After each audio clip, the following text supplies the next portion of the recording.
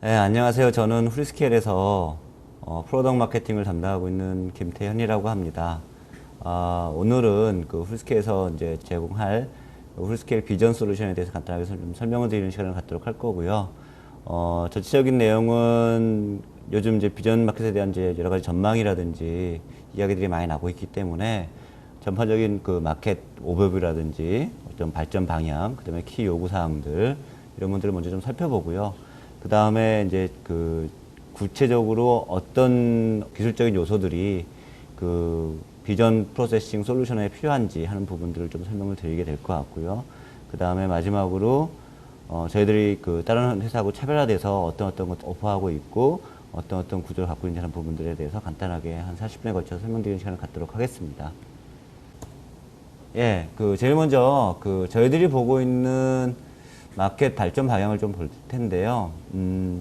아무래도 비전 솔루션이 가장 많이 사용되고 있는 에어리어가 그 자율주행 자동차 영역이 좀 많다 보니까 그쪽에 맞는 그 마켓 포커스를 갖고 있습니다. 그래서 지금 본다 그러면은 그 오토모티브 비이클, 특히나 그 자율주행 기능을 갖고 있는 자동차가 현재는 아직 마켓에 나와 있는 것들이 거의 없는데요.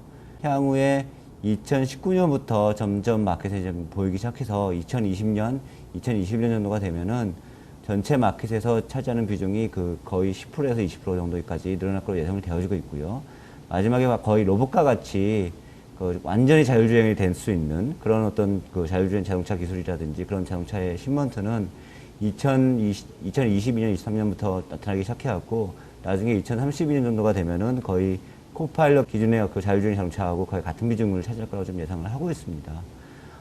이 오토노머스 비클을 또 이제 리전뷰로 좀 바라본다고 치면요. 가장 많이 이런 오토노머스 비클, 그러니까 자율주행 자동차가 퍼질 영역은, 평일 지역은 일단 현재적으로서는 그 에이펙 에리어를 보고 있고요. 그래서 에이펙 에리어가 전체 비중에서 50% 이상을 차지할 거라고 지금 보고 있고요.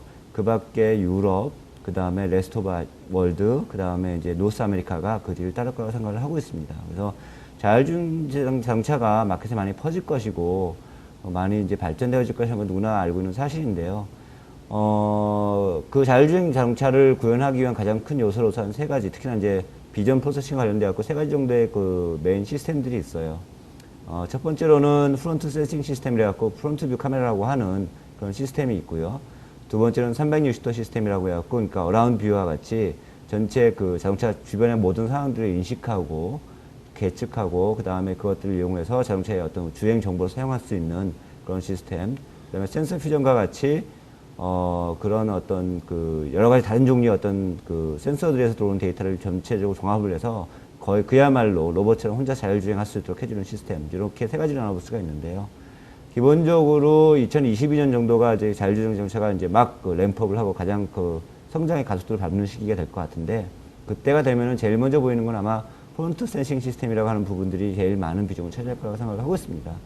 여기 프론트 센싱 시스템이라고 한다면은 뭐 비전 시스템뿐만 아니라 레이더 시스템까지도 포함하고 있다고 보시면 될 것 같고요. 그게 전체 시스템 중에서 한 73% 정도를 차지할 거라고 보고 있고요. 그 다음에 지금 이제 모든 자동차들이 리어뷰 카메라라고 해서 후방 주차 카메라들이 장착되어져 있는데요. 그것과 비슷한 시스템으로 360도 시스템이라고 해서 어라운드 뷰 모드 시스템과 같이 자동차가 주차할 때 단순히 뒤만 보는 게 아니라 앞과 뒤, 앞과 옆까지 같이 한꺼번에 볼 수 있는 360도 시스템들이 또 발전하게 되고요. 그것들이 2022년 정도가 되면은 전체 시스템 중에서 한 21% 정도를 차지할 거라고 보고 있고요. 완전한 오토노머스 드라이빙을 구현하기 위한 센서 퓨전 시스템 같은 경우에는 아마 2022년까지도 그렇게 많은 비중을 차지하지는 않을 거라고 보고요. 한 6% 정도 될 거라고 보고요. 향후에는 좀 더 발전할 거라고 보고 있습니다.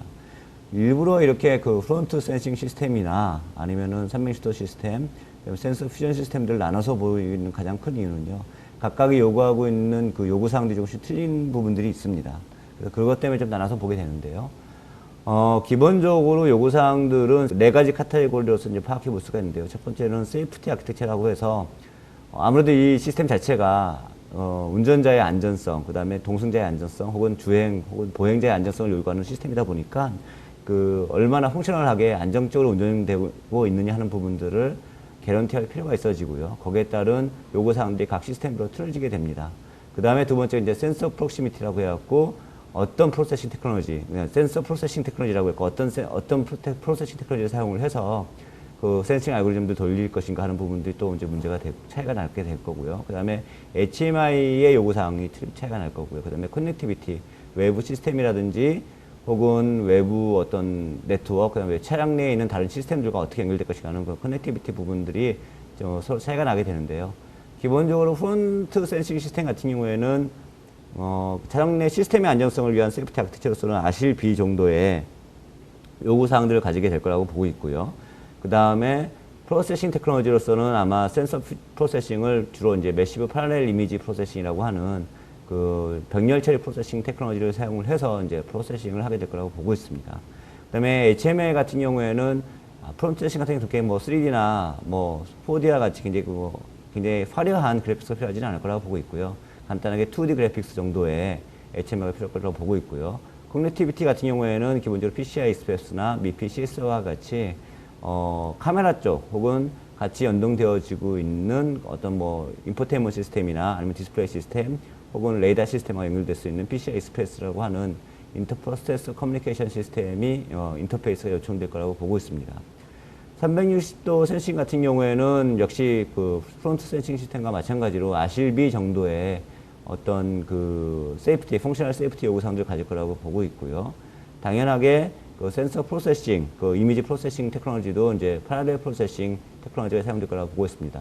가장 크게 그 프론트 센싱 시스템하고 차이가 나는 부분이 한다고 그러면 그건 HMI 부분하고 커넥티비티 부분이 될 수 있다고 얘기할 수 있을 것 같은데요. HMI 부분 같은 경우에는 기본적으로 360도 센싱 같은 경우에는 이미지를 띄었다 붙였다 할 수 있는 와핑 기능이 필요하기 때문에 3D 그래픽스 외에 HD 디스플레이가 연결되는 형식의 360도 센싱 시스템이 구현될 거라고 보고 있고요. 커넥티비티 측면에서도 이더넷이라고 하는 새로운 커넥티비티가 요구되어질 거라고 보고 있습니다. 그래서 아마 뭐 이미 이제 BMW에서 360도 센싱 시스템을 이더넷을 통해서 구현을 해갖고 X5라고 하는 차종에 장착을 해서 지금 릴리즈를 하고 있는데요. 이와 같은 트렌드가 좀 더 확장이 돼서 2020년까지는 한 21% 정도의 어떤 확장성을 가질 거라고 좀 보고 있는 거라고 보시면 될 것 같습니다. 센서 퓨전 같은 경우에는 기본적으로 여러 가지 센서들, 그 다음에 레이더와 비전 시스템이 한꺼번에 연동되어지는 정도의 시스템이라고 보시면 될 것 같고요. 그 경우에는 펑셔널 세이프티 요구사항들이 단순히 아실-B 뿐만 아니라 아실-D 레벨의 가장 높은 수준의 펑셔널 세이프티를 요구할 거라고 예상을 하고 있습니다. 그래서 코드 코어 플러스 세컨드 SoC라고 했고 듀얼 코어 시스템 혹은 듀얼 칩셋 시스템이 요구될 거라고 보고 있고요. 그 경우에는 뭐 프로세싱 테크놀로지인지 HMI 같은 부분들은 적용 사항이 안 되고요. 다만 이제 인터프로세서 커뮤니케이션 쪽에는 PCI 익스프레스 같은 부분들, 그 다음에 외부망과 연결될 수 있는 이더넷 ABB 같은 이더넷 부분들, 그 다음에 컨트롤 네트워크와 연결될 수 있는 CAN FDR 같은 부분들, 그 다음에 플렉스레이 같은 부분들이 그 커넥티비티 테크놀로지의 하나로서 이제 요구되어질 거라고 보고 있습니다. 이런 것들을 이용해서 이제 궁극적으로 구현하고자 하는 요구사항들이 있을 텐데요. 이런 오토노머스 드라이빙이라든지 프론트 비전 시스템을 통해서 궁극적으로 자동차가 그 엔드 유저한테 주려고 하는 것들은 한 크게 세 가지 정도로 볼 수가 있습니다. 첫 번째로는 컴포트 드라이빙이라는 부분인데요. 그러니까 자동차가 주행 중에 있을 때 많은 부분, 지금까지는 이제 운전자의 습성이라든지 운전자의 운전 스킬에 의존했던 부분도 있다고 치면은 그런 부분들을 어떻게 자동차가 도움을 줄 수 있을 것인가 하는 부분들이 이제 첫 번째 카테고리에 들어간다고 보시면 될 것 같고요. 이런 경우에 필요한 테크놀로지로서는 아마 카메라와 레이더와 같은 시스템들이 필요할 거라고 보고 있습니다. 동시에 소프트웨어적으로 본다면은 코그니션 알고리즘이라든지 클래시피케이션 알고리즘과 같은 오브젝트 아이덴티피케이션을 할 수 있는 그런 어떤 알고리즘들이 이제 필요하게 될 거라고 보고 있고요. 이런 시스템 같은 경우에는 뭐 이걸 뭐 디스플레이 형식으로 해갖고 외부에 뭐 HUD라든지 LCD 모니터를 통해서 보여줄 수도 있긴 하겠지만은 기본적으로는 자동차의 뭐 브레이킹 시스템이라든지 핸들 같은 휠 시스템, 그 다음에 뭐 아니면 엑셀레이터 시스템과 연동되어지는 식으로 해서 디스플레이하고 그렇게 크게까지 연동이 안 되는 그런 시스템들로 갈 가능성들이 있다고 보고 있습니다.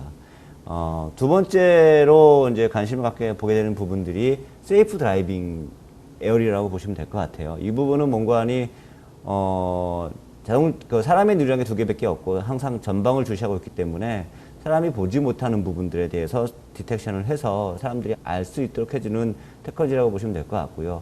그 테크놀로지는 기본적으로 이제 리어나 사이드 카메라 혹은 레이더, 울트라소닉 센서와 같은 것들을 사용을 해서 차량 주변의 360도를 전부 다 볼 수 있도록 하는 그런 어떤 시스템이라고 보시면 될 것 같습니다. 이런 경우에는 3D 알고리즘 테크놀로지가 필요하게 될 것 같고요. 그다음에 하이 퀄리티의 3D 2.5D HMI, 컨트롤하고 연결될 수 있는 그레이터 세이프티 같은 부분들이 요구될 거라고 좀 보고 있습니다.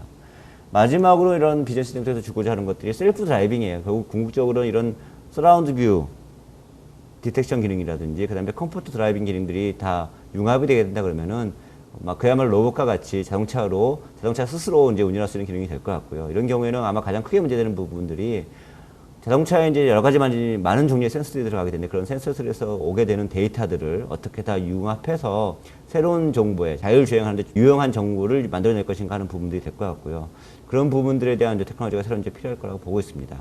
동시에 이런 어떤 자율주행 기능들이 좀 확장하게 된다 그러면은 지금 이제 연비 같은 문제들이 많이 좀 대두되어지고 있는데 그런 이코노믹 드라이빙 같은 부분들 같은 경우에도 이런 어떤 셀프 드라이빙 테크놀로지를 이용을 해서 자동차의 연비라든지 주행 성능 같은 것들을 개선해주는 그런 어떤 효과를 보려고 하는 이제 트렌드가 있다고 보시면 될 것 같습니다.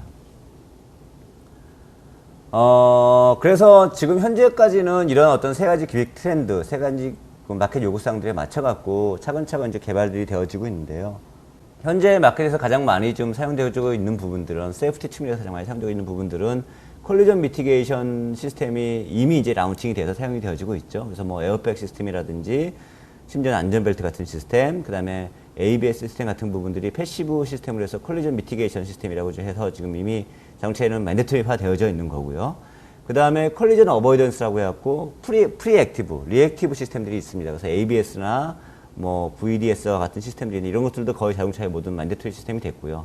그런 부분들이 이제 발전되면서 자동차한테 그 어떤 세이프티의 어떤 또 향상을 주기 위한 시스템으로서 이제 올해 혹은 내년 혹은 2016년부터 하고 차근차근 장착되는 시스템들이 컬리전 프로텍션, 세미 오토노머스와 같은 시스템이라고 보시면 될 것 같습니다. 이런 시스템들은 단순히 자동차 회사들이 이런 시스템을 장착함으로 해서 운전자한테 편의성을 더 준다는 것 뿐만 아니라 유럽이나 미국 같은 경우에는 거의 법규화 시켜서 새로 나오는 자동차 같은 경우에는 이런 컬리전 프레딕션이라든지 세미 오토노머스 드라이빙과 같은 그런 기능들을 맨데토리로 붙이고 나게끔 이제 유도를 하고 있는 부분들이 있습니다. 아마 2016년 정도부터 시작을 해갖고 법규화 될 거라고 보고 있고요. 이미 이제 마켓에 어너운스가 된 상황인 거고요. 거기에 맞춰갖고 많은 OEM들도 똑같이 이제 개발이나 혹은 어떤 장치의 시험에 이미 들어가 있는 상태라고 보시면 될 것 같습니다.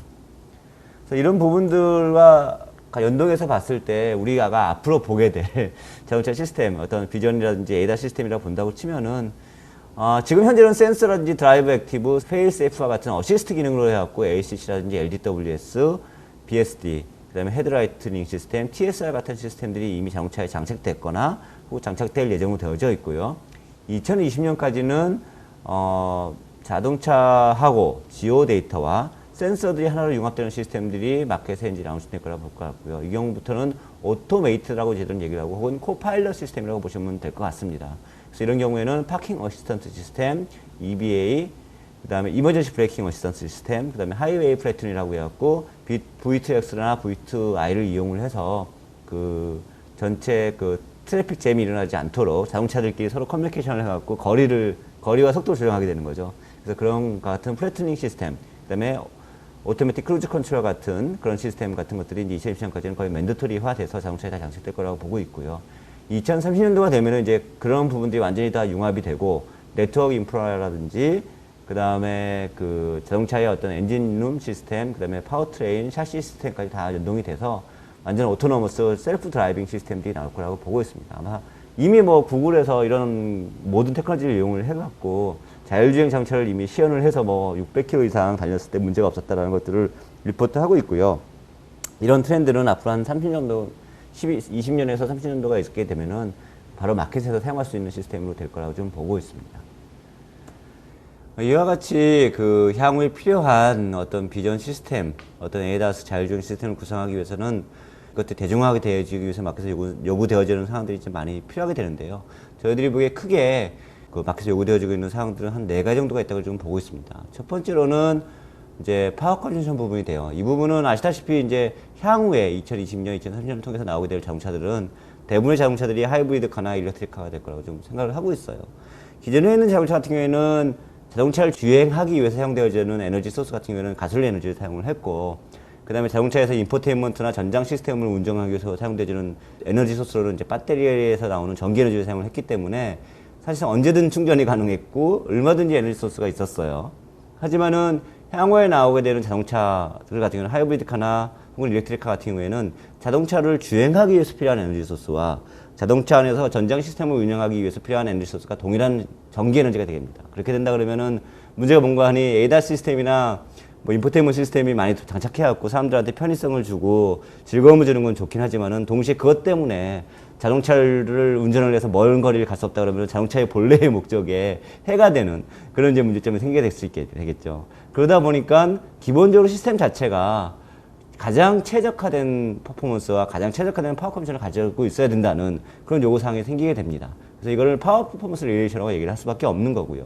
그렇게 함으로 해서 차량에서 전기를 조금 보면서도 ADAS 기능과 동시에 인포테인먼트 기능들을 한꺼번에 다 구현할 수 있는 그런 어떤 요구사항들이 생기게 되는 거고요. 두 번째로는 미니어처라이제이션이라고 해서 소형화가 될 텐데요. 비전 시스템의 특징상 비전 시스템은 볼 수 있는 눈이 많아지면 많아질수록 성능이 좋아질 수밖에 없어요. 근데 문제는 뭔가 하니 비전 시스템 자체를 구현하기 위해서 필요한 어떤 칩셋이 좀 사이즈가 크다든지 거기에 들어가는 부품들 사이즈가 크다든지 아니면 걔네들이 먹는 파워 컨디션이라든지 이런 부분들이 크다든지 이런 부분이 된다고 치면은 자동차의 카메라 모드를 작게 만들 수가 없기 때문에 카메라 모드를 여러 개 단다는 게 굉장히 어려워지게 됩니다. 이런 카메라 모드를 여러 개 단다는 게 어려워지게 된다는 건 결국은 어떤 문제가 되는 거니 컴팩트카라든지 미드엔드카 혹은 하이엔드카에 따라서 비전 시스템을 서로 다르게 만들어야 된다는 얘기가 돼요. 그렇기 때문에 이런 부분들이 어떻게 보면은 자동차의 비전 시스템이 대중화되는데 굉장히 큰 버틀력이 됐던 것도 두 번째 사실입니다. 그래서 이런 미니어처라이제이션, 얼마나 카메라 모드 안에 들어가서 비전 프로세싱을 진행하면서도 카메라 모드 자체를 굉장히 작고 저렴하게 만들어서 카메라 모드 숫자에 따라서 그 비전 시스템의 성능을 변경시킬 수 있는 어떤 그런 미니어처레이션이 가능한가 하는 부분들이 이제 굉장히 큰 챌린지가 되어지고 있는 부분인 거고요. 세 번째 부분은 아무래도 이 시스템, 그 비전 시스템도 결국은 그 안전주행이라든지 아니면 자율주행과 연결되는 부분이기 때문에 이 시스템 자체가 안정적으로 운영되고 그 다음에 안정성이 보장되지 않는다 그러면은 이 시스템을 운영하는 게 의미가 없어지게 되죠. 그 얘기는 뭔가 하니 이 시스템 자체가 자기 자체적으로 나는 항상 똑같은 성능을 가지고 똑같은 기능을 폴트 없이 에러 없이 항상 어느 정도 시간 동안은 운행하고 있다는 것들을 보장해야 되는 요구사항이 생깁니다. 이런 부분들을 펑셔널 세이프티라고 얘기를 하게 되는데요. 이런 부분 같은 경우에는 단순히 소프트웨어, 하드웨어뿐만 아니라 그 안에 들어가 있는 각 코어들의 숫자, 그 다음에 각 코어들 사이에 오고 가게 되는 데이터들의 세니티를 체크할 수 있는 뭐 CRC 체크와 같은 어떤 메모리 버스상의 어떤 체크섬 루틴, 그 다음에 그 CPU 안에 들어가 있는 각각 블록에서 어디에 문제가 생겨져 있는지 루프백 테스팅 할 수 있는 어떤 백패스 같은 그런 어떤 테스팅 프로세싱, 그 다음에 처음에 디자인부터 해갖고 생산, 개발, 테스팅, 그 다음에 소프트웨어까지 포함한 그런 전체적인 토탈 이코시스템이 구현이 돼야 되는데요. 이게 이제 굉장히 돈도 많이 들고 굉장히 시간도 많이 드는 부분이 돼요. 그래서 이런 부분들을 얼마나 빨리 구현할 수 있을 것인가 하는 부분들도 굉장히 큰 챌린지가 되고 있고요. 근데 마지막으로는 소프트웨어 인베스트먼트 부분이에요. 그러니까 비전 시스템은 기본적으로 그 성능이라든지 차별화 포인트가 하드웨어라기보다는 소프트웨어를 얼마나 잘 짜는 데 있습니다. 근데 문제가 뭔가 하니 기존에 있던 많은 시스템들 같은 경우에는 프로프라이어티 컴파일러라든지 프로프라이어티 개발 환경을 가지고 있었기 때문에 소프트웨어를 개발하는 데 비용이 많이 들어요.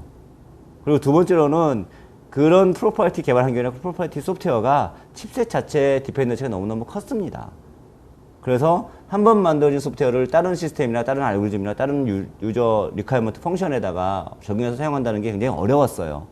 그래서 이런 부분들을 얼마나 리유저빌리티 있도록 할 것인가, 그리고 그것들을 얼마나 빨리 개발할 수 있도록 할 것인가, 그리고 이것들을 얼마나 하드웨어하고 별개로 개발할 수 있도록 할 것인가 하는 부분들이 굉장히 비전 시스템에 굉장히 큰 챌린지가 되게 됩니다. 그래서 이런 부분들을 어떻게 수용할 것인가 어떻게 보면은 마켓에서 가장 요구되는 사항이라고 될 거라고 보고 있고요.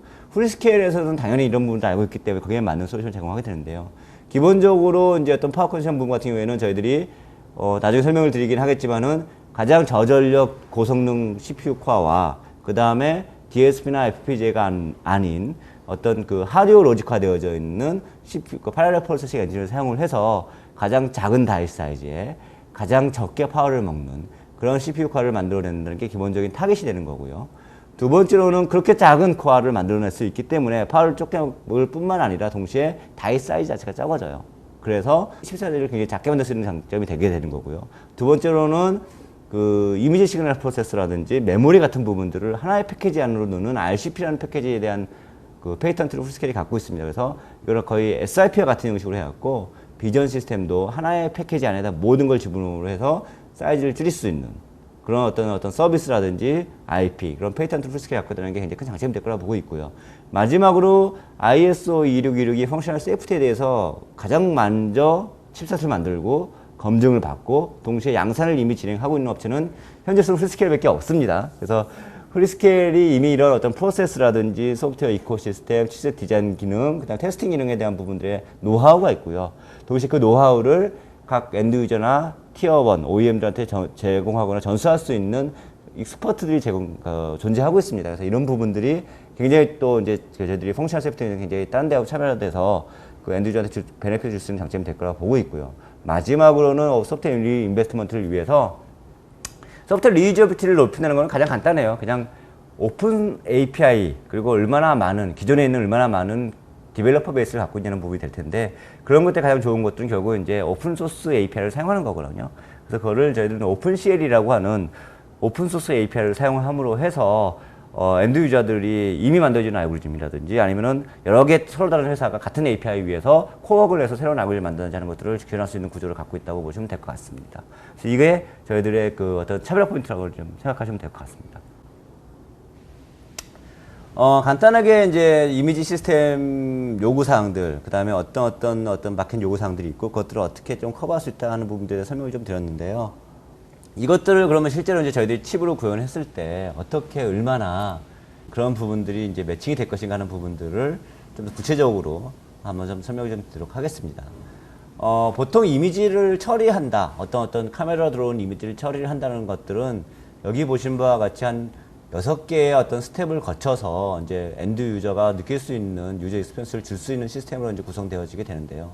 기본적으로 첫 번째 카메라에서 이미지가 들어오게 되면 그것들은 이미지 프로세싱을 하게 됩니다. 그래서 디와핑이라든지 이미지 퀄리티 컨트롤이라든지 히스토그램, 허그 알고리즘 같은 걸 사용을 해서 굉장히 빠른 속도로 이미지를 아주 클리어하게 만들어주는 역할을 하게 되고요. 이미지가 어느 정도 클리어하게 진행이 되게 되면 그것들을 가져가서 기본적으로 필터들을 거쳐갖고 그 이미지의 대략의 윤곽을 이제 특정하게 됩니다. 그래서 사람이라 그러면은 사람의 전체적인 윤곽이 있을 거고, 그 다음에 이제 뭐 번호판이라 그러면 번호판이라면 네모나니까 네모난 윤곽이 있을 거고, 그 다음에 그 안에 숫자들의 윤곽이 있을 거고요. 동물이라 그러면 4발 달린 동물의 어떤 전체적인 윤곽이 있을 텐데, 이게 동물인지 사람인지 숫자인지 번호판인지는 일단은 생각하지를 않고요. 일단은 윤곽을 잡아야지, 윤곽을 잡아야지 이게 되는 기 때문에 이게 무엇인지 파악할 수 있기 때문에 윤곽을 잡는 역할을 하게 됩니다. 이런 부분들은 이제 소벨 필터라든지 멀티플라이어 필터, 하하 펑션 칼큘레이션, 헬스 엣지 디텍션과 같은 알고리즘들을 사용해서 이제 구성하게 되고요. 그 다음에 그것들을 가지고서 피처 클래시피케이션을 하게 되죠. 이게 대충 봤을 때 이게 살아있는 동물이나 사람들 축에 속해. 이런 정도의 윤곽을 갖고 있는 놈들은 대부분 숫자나 글자야. 이런 정도의 윤곽을 갖고 있는 놈들은 반호판이야. 이런 식으로 일단 그룹별로 이제 나눠주게 되는데요. 그런 거에 맞는 이제 알고리즘들을 구현하게 되고, 그 이후에 그 알고리즘들에서 나온 데이터들을 좀 더 클리어하게 해서 이게 사람이다. 사람이면 사람이 걷고 있느냐, 뛰고 있느냐, 아니면은 멈춰 있느냐 하는 부분들. 이게 만약 숫자다. 그러면 숫자가 이게 1이냐, 2냐, 3이냐, 4냐. 그 다음에 뭐 이게 글자면 글자가 이게 알파벳 A냐, B냐, C냐, D냐 이런 식으로 해갖고 이제 프로세싱을 하게 되죠. 이런 부분들을 하기 위해서는 트래킹이라든지 모션 에스티메이션, 옵티컬 플로우 같은 기능들을 구현하게 되고요. 그 다음에 그 마지막으로 이제 파이널리 야 이게 숫자고 1이라는 숫자고 이게 번호판에 들어가 있는 거기 때문에 앞에 있는 차, 내 앞에 가고 있는 차가 뭐 46-2344다 뭐 이런 것들을 이제 파악할 수가 있게 되겠죠. 그래서 이런 부분들을 한 것들 오브젝트 레코니션 및 퓨전이 이제 되게 됩니다. 이게 다 이제 디텍션이 되게 되면 이제 결국 이제 디스플레이 쪽으로 이제 아웃풋을 내보내서 사용하게 되는데요. 각각의 블락이 기본적으로 필요한 부분들이 좀 차이가 있어요. 예를 들어서 이미지 프로세싱이나 피처 익스트랙션 같은 경우에는 기본적으로 파랄렐 프로세싱, 한꺼번에 많은 종류의 데이터를 한꺼번에 처리해 줄 수 있는 하지만은 칼큘레이션 자체는 그렇게 많지는 않고 칼큘레이션 자체의 알고리즘들도 굉장히 복잡하지 않고 간단한 그 룩업 테이블을 통해서 구현할 수 있는 많은 프로세싱만 많고 실제로 쓰여지는 변수는 적은 그런 시스템이 될 게 이제 이미지 프로세싱하고 피처 익스트랙션이 되는 거고요. 그 다음에 피처 클래시피케이션하고 멀티플 이미지 프로세싱 같은 경우에는 기본적으로 룩업 테이블이 점점 더 커지죠. 그래서 이 경우에는 이제 칼큘레이션도 많긴 하지만은 동시에 그게 들어가게 되는 변수들도 많게 되는 시스템이 되기 때문에 거기에 따라서 이제 필요한 어떤 알고리즘들이 좀, 하드웨어 요구사항도 좀 틀려지게 되고요. 마지막으로 오브젝트 레커니션이라든지 그 다음에 비디오 디스트리뷰션 같은 경우에는 사실상 뭐 칼큘레이션보다는 어떻게 오버레이를 구성할 것인지, 어떻게 이걸 잘 보이게 만들 것인지, 어떻게 사람들이 쉽게 이해할 수 있게 할 것이냐는 부분들이 되기 때문에 이런 부분들은 오히려 이제 그 기존에 있던 어플리케이션 프로세서들 뭐 혹은 AVN 시스템과 비슷한 정도의 어떤 피처들이 요구되게 될 거라고 보고 있습니다.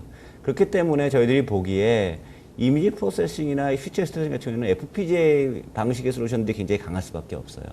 피처 클래시피케이션이나 멀티플 이미지 프로세싱 같은 경우에는 아무래도 DSP가 강할 수밖에 없고요. 그 이후에 이것들을 이제 사람이 정말 이제 파악을 해서 어떤 새로운 알고리즘 어플리케이션을 돌리는 부분들은 아무래도 어플리케이션에 들어갈 수 있는 환경이 좋은 CPU 환경이 훨씬 더 좋은 성능을 갖게 될 수밖에 없는 그런 이제 시스템이 될 거라 좀 보고 있습니다. 근데 문제는 뭔가 이 시스템들을 한꺼번에 다 넣게 되면은 엄청나게 파워를 많이 먹게 돼요. 그러다 보니까 요즘 최근에 이제 보통 이미지 프로세싱 시스템을 구성하신다 그러면은 이제 앞으로 설명드릴 때 한 두 가지 정도를 많이 사용하신대요. 첫 번째 경우에는 보통 이제 FPGA를 사용해서 이제 구현하시는 경우가 많이 계세요. 그렇게 된다 그러면은 FPGA 보드 위에다가 AP를 붙이고 또 AP 옆에다가 다시 또 AP를 붙이고 한 3칩 시스템 정도가 된다고 보시면 될 것 같고요. 근데 이런 경우에는 FPGA가 이미지 프로세싱부터 시작해갖고 피처 클래시피케이션까지를 거의 담당하게 되고요. 그다음에 멀티 이미지 프로세싱하고 오브젝트 레코니션까지는 AP가 담당을 하고 나중에 거기서 나온 데이터를 뭐 디스플레이가 가능한 블록을 만들 때는 다시 또 새로운 AP에 집어넣어서 그 AP 코어를 사용하는 방식으로 해갖고 이제 구성하게 됩니다. 이 경우에는 앞에 말씀드렸던 것과 같이 장점은 굉장히 빠르게 모든 것들을 처리할 수 있고 굉장히 복잡한 알고리즘들을 처리할 수 있다는 장점이 있기는 해요. 하지만 동시에 단점이 있게 되는데 둘째 뭔가니 FPGA 자체가 되게 비싸고요. 그래서 데벨롭먼트 코스트가 굉장히 많이 들어갈 수밖에 없고 벙커스도 많이 들어갈 수밖에 없고요. 두 번째 FPGA 자체가 일반 AP라든지 DSP와 같이 어떤 파워 컨션션에 옵티마이즈 되는 시스템이 아닙니다. 무조건 수용성을 높인 플렉시블한 시스템이기 때문에 리던던시 블록이 엄청나게 많아요. 그러다 보니까 파워를 많이 먹을 수밖에 없는 구성이 될 수밖에 없고요. 동시에 FPGA 보드의 릴라이비티는 아무도 보장해 주지 않기 때문에 그런 FPGA에 대한 릴라이비티에 대한 측면도 그러니까 만드는 시스템이 다 똑같은 퀄리티를 가져갈 수 있을 거라는 것들을 보장하는 측면에서도 좀 어려움이 좀 있을 거라 보고 있고요. 세 번째는 FPGA 보드 자체는 메모리 시스템을 인테그레이션 하기가 어렵습니다. 그래서 미니어처라이제이션을 하는 데는 굉장히 또 어려운 시스템이 됐기 때문에 현재로서 가장 대부분의 하이엔드 시스템들이 FPGA를 사용하고 있지만은 이 FPGA를 갖고서 향후 미래에 요구되어지는 자율주행이라든지 아니면은 코파일럿 기능들에 요구되는 비전 시스템을 만드는 데는 좀 굉장히 한계가 있을 거라고 좀 보고 있습니다. 그래서 이제 새로 나온 시스템들이 뭔가니 DSP를 사용한 시스템이에요. 그런 경우에는 ISP를 사용을 하고 거기에 DSP를 붙이고 AP를 붙이는 방식이 이제 많이 구성되는데요. 이런 경우에는 보통은 이제 ISP를, 그러니까 이미지 시그널 프로세서를 사용을 해서 이미지 프로세싱을 하게 되고 피처 익스트랙션이라든지 피처 클래시피케이션 같은 경우는 DSP를 사용하게 되고 나중에 이제 알고리즘이나 어플리케이션 같은 경우에는 어플리케이션 프로세서 CPU를 사용을 해서 이제 처리하게 되는데요. 이런 경우에는 중급 정도의 성능을 내는 데는 굉장히 좋습니다. 하지만 문제가 뭔가 하니 휴전 알고리즘 같은 것들을 개발하는 데는 좀 어려움이 좀 있고요. 세 번째로는 DSP에 들어가는 소프트웨어를 개발하는 데 굉장히 어려워요. 이거를 굉장히 많은 종류의 디벨로퍼 베이스가 DSP에는 존재할 수가 없기 때문에 이런 부분들이 이제 굉장히 그 나중에라도 저렴한 비용의 소프트웨어를 개발하는 데 굉장히 큰 버틀렉이 될 수가 있는 부분들이 있습니다.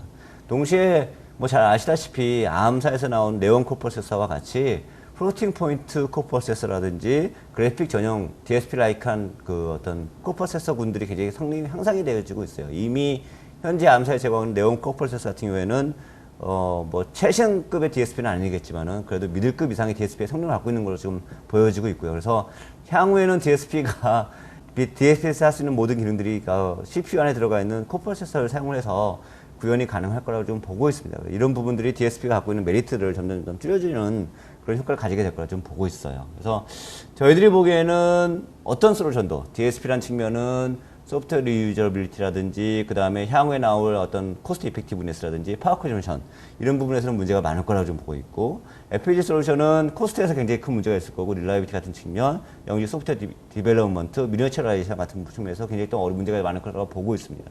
그래서 이런 것들을 해결할 수 있는 가장 솔루션으로서 저희 프리스케에 생각하는 솔루션은 보시는 바와 같이 하드웨어 베이스의 패러렐 프로세싱, 그 다음에 CPU 베이스의 피처 익스트랙션 및 오브젝트 클래시피케이션, 그 다음에 하드웨어 베이스의 디스플레이 아웃풋을 구현하는 원칩 솔루션이 가장 정확한 솔루션이 될 거라고 보고 있어요. 그러니까 간단해요. 그러니까 FPGA가 아무래도 패러렐 프로세싱에서 굉장히 큰 메리트를 갖고 있기 때문에 그때 FPGA가 하게 되는 가장 큰 역할은 간단하게 얘기해서 들어오는 이미지의 블락들을 아주 미세한 블락으로 나눠갖고 한꺼번에 병렬 처리해서 처리를 해주는 거거든요. 그 부분은 이미 많은 부분 필요한 하드웨어 알고리즘이라든지 필요한 수학적인 알고리즘 부분들이 디파인 되어져 있기 때문에 충분히 소프트웨어가 아닌 혹은 FPGA가 아닌 그 하드웨어 엔진으로서 구성이 가능하게 됩니다. 그래서 그걸 저희들은 이미지 코그니션 프로세서라는 블락으로 해갖고 구성을 하게 되고요. 동시에 그 이미지 코그니션 프로세서 블락은 오픈CL이라고 하는 표준화되어져 있는 이미지 프로세싱 API 셋을 지원하게끔 구성을 하게 될 겁니다. 그렇기 때문에 굳이 하드웨어가 없어도 혹은 PC 베이스에서라도 이미지 프로세싱에 필요한 알고리즘들 같은 거는 미리 프리 개발을 해서 나중에 칩이라든지 어떤 시스템에 맞춰갖고 채용해서 쓸 수 있는, 그리고 또 이미 오픈CL 같은 경우에는 이미 그 오픈CL 위에 오픈CV를 올려갖고 뭐 스마트폰이라든지 아니면은 우리 잘 쓰고 인더스트리얼 시스템 같은 경우도 이미 많은 종류의 알고리즘들이 그 API 베이스로 개발되어져 있기 때문에 이미 개발되어져 있는 많은 어떤 알고리즘들을 리유즈할 수 있는 굉장히 큰 장점이 생기게 돼요. 그래서 그런 이미지 코그니션 프로세서하고 ISP를 넣은 한 블락을 만들게 되고요. 두 번째로는 네온 코어 프로세서가 이미 DSP의 기능들을 많이 수용을 하고 있기 때문에 그런 네온 코어 프로세서와 어플리케이션을 돌리기에 가장 최적화되어져 있는 저전력 CPU 코어를 넣은 쿼드 코어 시스템을 이제 넣어서 이 시스템을 이용해갖고 펑셔널 세이프티라든지 그 다음에 어플리케이션 프로세싱 요구사항, 그 다음에 DSP 요구사항들을 커버하게 됩니다.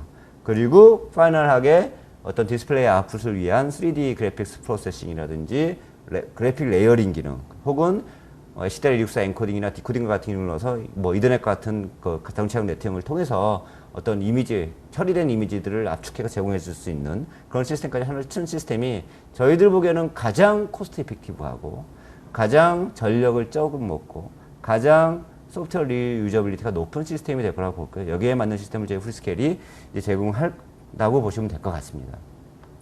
가장 키가 되는 부분이 결국은 이제 패러렐 프로세싱이라는 블락이에요. 말씀드렸던 것처럼 DSP가 됐든 FPGA가 됐든 간에 이미지 프로세싱 하는 것, 그 프로세싱 알고리즘은 아주 간단합니다. 사진이 들어오게 되면 사진에 있는 그 전체 영역을 보시는 바와 같이 조그만 영역으로 잘게 짜게는 거예요. 짜게 갖고 타임 베이스에서 한꺼번에 이 라인들을 처리해 주게 되는 게 결국 패러렐 프로세싱이 됩니다. 이것들을 얼마나 작게 자를 것인가, 얼마나 크게 자를 것인가 하는 부분들을 디파인하고 소프트웨어 프로그램화 쓰는 게 DSP하고 FPGA 보드의 장점이에요. 근데 이제 문제는 뭔가니 DSP라든지 FPGA 보드 같은 경우에는 이거를 유저가 직접 결정을 해서 잘라야 돼요. 그리고 DSP라든지 FPGA 보드 같은 경우는 단순히 이런 패러렐 프로세싱을 위한 블락뿐만 아니라 그 밖에 여러 가지 기능들, 영상 처리뿐만 아니라 다른 여러 가지 용도로 사용할 수 있는 여러 가지 리던던시 블락들이 존재하고 있기 때문에 굉장히 파워를 많이 먹고 굉장히 그 칩으로 만들어서 다이 사이즈가 커지게 되는 그런 이제 문제점이 생기게 됩니다. 그래서 이런 부분들을 할 수 있는 대안으로 생각하고 있는 게 저희들이 이제 패러렐 프로세싱 혹은 에이펙스라고 하는 엔진 개념이고요. 이 경우에는 똑같아요. DSP나 FPGA랑 똑같이 들어온 이미지를 잘게 여러 가지 영역을 잘라갖고 계산을 하는데 거기에 들어가는 계산되는 그 어떤 룩업 테이블이라고 하는 부분들을 조그만 어레이 프로세스라고 하는 컴퓨팅 유닛 쪽에서 하나하나 담당하게 하는 겁니다. 그래서 이거를 그러니까 결국 이제 DSP를 유저가 직접 프로그래밍을 해갖고 만들어야 되는 조그만 어떤 컴퓨팅 유닛들을 저희는 하드웨어로 미리 만들어 놓는 거예요. 미리 만들어 놓고 거기에 필요한 하드웨어 수학적 알고리즘이라든지 그런 소프트웨어 펌웨어들을 풀스케일에 제공을 하게 되는 거죠. 그렇게 됨으로 해서 DSP만큼 혹은 FPGA만큼의 성능을 내면서도 동시에 그 다이 사이즈, 그러니까 칩 안에 들어갔을 때 어떤 크기 같은 사이즈, 그러니까 웨이퍼의 사이즈 같은 걸 줄여갖고 저전력이라든지 저가의 솔루션을 이제 구성할 수 있다는 게 가장 큰 이제 장점이 됩니다. 이것들도 조금 더 향상을 시키게 되면은 어떤 걸 생각할 수 있는 거 아니 이중 패러렐 프로세싱을 생각할 수가 있어요. 지금 현재 저희들이 이제 스마트 리어브 카메라용으로 나온 솔루션 같은 경우는 앞에 보시는 거와 같이 단순하게 그러니까 1차적인 이제 패러렐 프로세싱, 이 FPGA나 DSP와 같이 들어온 이미지를 한 번 나눠갖고 그거를 쫙 나열시킨 다음에 한꺼번에 처리하는 방식의 그런 어떤 1차적인 이제 패러렐 프로세싱 구현하고 있다고 치면은 내년 차관에 나오게 될 저희들 새로운 칩셋 같은 경우에는 그걸 한 번 더 꽈습니다. 그래서 실제로 컴퓨팅 유닛 숫자가 그렇게 많이 늘어나지는 않아요. 하지만은 한 번 처리하고서 다음번 이미지 돌 때 기다리는 게 아니라 그거를 다시 뭐 메모리 버퍼를 이용을 해갖고 남는 시간에 한 번 더 처리하게끔 만들어주는 거예요. 예를 들어서 우리가 열이라는 숫자를 갖고서 어떤 컴퓨팅 유닛을 만들었다 치면 이거를 다섯으로 열 놓고서 처리하면 한꺼번에 처리할 수 있는 게 10밖에 안 되지만은 이걸 5 곱하기 5로 넣게 되면은 5, 25, 25개의 컴퓨팅 유닛이 있는 것 같은 효과를 낼 수가 있게 돼요. 그렇게 함으로 해서 좀 더 다이 사이즈도 줄일 수가 있게 되는 거고, 좀 더 프로세싱 성능도 높일 수가 있게 되는 거고, 좀 더 파워 컨디션도 줄일 수 있게 되는 그런 이제 효과를 보게 될 수 있는 거죠. 그게 이제 저희들은 에이펙스2라고 얘기를 하고 있고요. 여기 보시는 바와 같이 들어오는 이미지 사이즈를 좀 더 플렉시블하게 조정하면서 가장 중요한 정보. 그러니까 예를 들어서 이것도 이제 포뮬을 잘 짜게 된다 그러면은 우리가 일단 이미지를 처음 크게 한번 디텍션을 해봐요. 그래서 전체 사진 이미지 중에서 중간 영역에만 유효한 데이터가 많이 있고 나머지 영역에는 데이터가 없어. 라는 게 판단이 되면은 그거를 버리는 거죠. 버리고 집중적인 칼큘레이션을 이미지 데이터가 많이 들어가 있는 영역에 대해서만 하게 되는 겁니다. 그렇게 되면은 그냥 처음부터 끝까지 똑같은 방식으로 멍청하게 계속해서 프로세싱 하는 것보다 훨씬 더 빠른 속도로 이미지 자체를 처리할 수 있도록 되어지게 되겠죠. 물론 이 경우에는 이제 저희들이 제공하는 라이브러리만 갖고 될 건 아니고 유저가 생각하는 어플리케이션 알고리즘에 맞춰갖고 컴파일러라든지 링커라든지 어떤 개발 툴 같은 것도 필요하게 될 거고요. 그런 부분들은 당연히 프리스케일이 또 제공을 해드리게 됩니다. 그래서 그걸 가지고서 좀 더 FPGA하고 DSP하고는 갖고 있는 장점들을 하드웨어 로직에서도 충분히 구현할 수 있도록 하는 환경을 개발함으로써 해서 저전력, 고성능, 저가 솔루션을 이제 구현할 수 있도록 하는 게 저희들 이제 기본적인 컨셉인 거고요. 이런 것들을 생각하게 되면 또 장점이 생기는 게 뭔가 하니 앞에 보시는 그림과 같이 저희들은 하드웨어 어떤 큰 블럭 안에 기능들을 다 집어넣을 수가 있어요. 성능은 그 블럭이 몇 개 있느냐에 따라서 한번 디파인 되게 됩니다. 그렇기 때문에 같은 알고리즘을 어떤 칩셋을 사용하냐에 따라서 저가형 솔루션을 쓸 수도 있고 고가형 솔루션을 쓸 수가 있게 돼요. 그 얘기는 뭔가 하니 한번 소프트웨어를 개발하게 되면은 카메라형 따로 만들고 아니면은 뭐 퓨전 유닛 따로 만들고 이렇게 하는 게 아니라 퓨전 유닛에 만들어진 솔루션을 카메라에도 쓰고 중간치 솔루션에도 쓰고 그다음에 퓨전 유닛에서 쓸 수 있는 그런 이제 시스템이 될 수 있다는 거거든요. 그래서 그런 것들을 이용을 해서 스케일러비티라고 얘기를 하는데요. 그래서 소프트웨어 스케일러비티가 되겠죠. 그래서 소프트웨어를 가지고서 하드웨어를 스마트 리어브 카메라라 리모트 카메라에 사용될 수 있는 모노 카메라, 모노 솔루션, 모노 다이 솔루션, 모노코어 솔루션, 그 다음에 프론트 뷰 카메라라든지 스테레오 카메라에 사용할 수 있는 듀얼 코어 솔루션, 그 다음에 서라운드 뷰하고 스테레오 그래픽까지 지원할 수 있는 쿼드 코어 솔루션, 그 다음에 거기다가 다른 칩셋들을 더 붙여갖고 그 레이더라든지 다른 센서 유닛으로 데이터까지 포함해서 휴전 유닛 솔루션까지도 똑같은 한 번의 소프트웨어 개발을 통해서 이와 같은 5가지의 서로 다른 솔루션에 대해서 다 적용할 수 있는 스케일러비티가 이제 보장이 될 수가 있게 되는 거죠. 그래서 이렇게 함으로 해서 소프트웨어 유저비티를 높임으로 이제 마켓 요구 사항들 좀 확장해 가자라는 것들이 저희들 솔루션입니다. 뭐 하드웨어적으로는 굉장히 좋은 구성을 갖고 있지만 이것을 쓸 수 있는 소프트웨어적인 방침이라든지 서드파티 솔루션, 그 다음에 이코시스템이 구현되어 있지 않다 그러면 아무런 의미가 없겠죠. 그래서 저희들은 거기에 맞는 이코시스템들 구현하는데 굉장히 큰 노력을 하고 있고요. 기본적으로 OS부터 시작을 해갖고 라이브러리, 펌웨어, 알고리즘, 그 다음에 펌웨어 자체를 바꿀 수 있는 컴파일러 솔루션까지도 제공을 하게 되고요. 거기에 맞는 이그젠플 코드도 저희 서드파티를 통해서 제공을 하게 됩니다.